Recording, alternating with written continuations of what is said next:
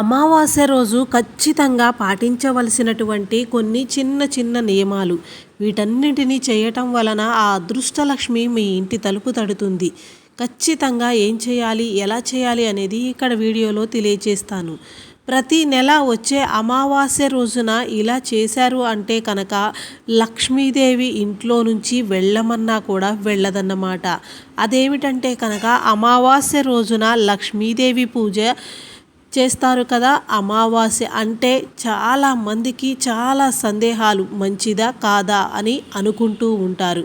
కానీ ఎవ్వరికీ తెలియనటువంటి రహస్యం ఏమిటంటే కనుక ఎవరైతే అమావాస్య రోజున కనుక సాయంత్రం 7 గంటల తరువాత తులసమ్మ వారి దగ్గర ఆవు నేతితో దీపాన్ని కానీ నువ్వుల నూనెతో దీపం కానీ పెట్టి ఇంటి గుమ్మం ముందు 2 దీపాలను కనుక వెలిగించినట్లయితే ఆ కనక మహాలక్ష్మీదేవే మీ ఇంట్లోనికి ఆహ్వానిస్తున్నట్లుగా వస్తూ ఉంటుందట. కాబట్టి ఖచ్చితంగా అమావాస్య రోజున ప్రతి ఒక్కరూ కూడా ఈ విధమైనటువంటి దీపాన్ని వెలిగించుకొని కనకదార స్తోత్రాన్ని పఠించటం చాలా అద్భుతమైనటువంటి ఫలితాలను కలిగిస్తుంది.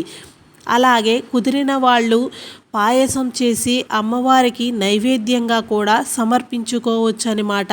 అయితే ఈ రోజున చాలామంది అనుకుంటూ ఉంటారు, మనం పితృదేవతలకు పెట్టవచ్చా లేదా అనేది. పితృదేవతలకు ప్రీతికరంగా నువ్వులు, గుమ్మడికాయ, అనపకాయ దానంగా ఇవ్వవచ్చు. అమావాస్య నాడు పితృదేవతలకు తర్పణం ఇవ్వవచ్చు. తలస్నానం చేయవచ్చా లేదా అని ఇంకా సందేహాలు ఉంటూ ఉంటాయి.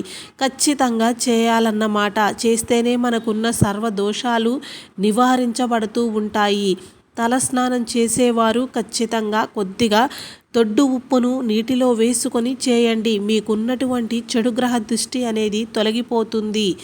శుభకర్మలు చేయరాదు అంటే ఇంట్లో శాంతి కర్మలు చేయకూడదు. పితృతర్పణాలు అనేటువంటివి మనం ఖచ్చితంగా నదీ తీరాన వదలాలి. అలాగే ఏదైనా బ్రాహ్మణులకి కూడా దానంగా ఇవ్వవచ్చు అన్నమాట.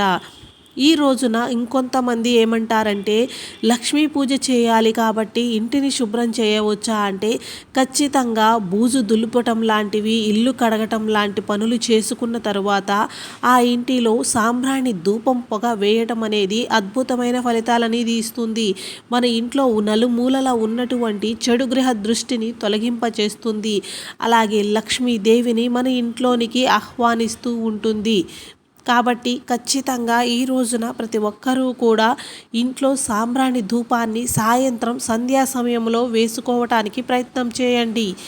ఇంకా చాలామందికి తెలియనటువంటిది ఏమిటంటే కనుక అమావాస్య రోజున తలస్నానం చెయ్యకపోవటం. ఆ రోజు తలస్నానం చేసి బయట తిరిగితే చెడు అనేది వస్తుంది అనుకుంటూ ఉంటారు. కానీ అది దరిద్రానికి దారి తీస్తుంది. ఖచ్చితంగా తలస్నానం చేయటం అనేది చాలా మంచి విషయం. తల స్నానం చేయవచ్చును కానీ తల అనేది అంటుకోరాదు. తల అంటుకోవటం వేరు, తల స్నానం చేయటం వేరన్నమాట. అమావాస్య రోజు కొత్త బట్టలు ధరించకూడదు. అమావాస్య రోజున లక్ష్మీదేవిని పూజించకపోవటం అనేది మన ఇంట్లోనికి దరిద్రాన్ని ఆహ్వానిస్తుంది. కనుక అమావాస్య రోజుల్లో విశేషంగా లక్ష్మీ అమ్మవారిని పూజించటం చాలా మంచిది.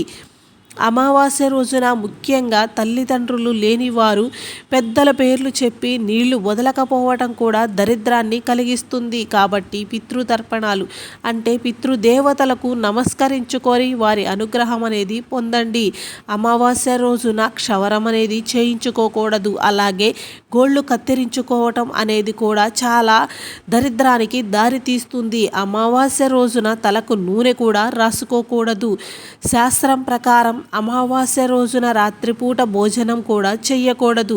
ఇవన్నీ కూడా కొన్ని మనకి దరిద్రాన్ని తెచ్చిపెట్టేటువంటి పనులుగా మనకి పెద్దలు తెలియచేస్తూ ఉన్నారు. ఈ రోజున అవకాశం ఉంటే కనుక ఇంటికి గుమ్మడికాయను కట్టుకోండి. అలాగే పిల్లలకి చెడు దృష్టి ఉన్నట్లయితే కనుక కాలుకి నల్లదారం అనేది కట్టుకోవాలి.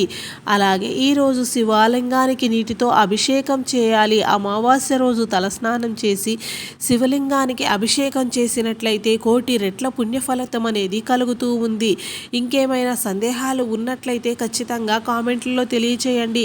అలాగే మనకి రేపటి అంటే ఈ రోజున అమావాస్య తిథి ఉంది, రేపటి వరకు ఉంది. కాబట్టి ఈ రాత్రి లోపే మీరు చక్కగా లక్ష్మీ పూజ అనేది చేసుకుని ఆ అమ్మవారిని మీ ఇంటికి వచ్చేలాగా ఆహ్వానం పలకండి. పాలతో చేసినటువంటి నైవేద్యాన్ని అమ్మవారికి ప్రసాదంగా పెట్టినట్లయితే కనుక మీకున్నటువంటి సర్వ దోషాలు తొలగించబడతాయి. ఆ లక్ష్మీదేవి మీ ఇంట్లో లక్ష్మీ తాండవం చేస్తుందన్నమాట. ఓం శ్రీమాత్రే నమః.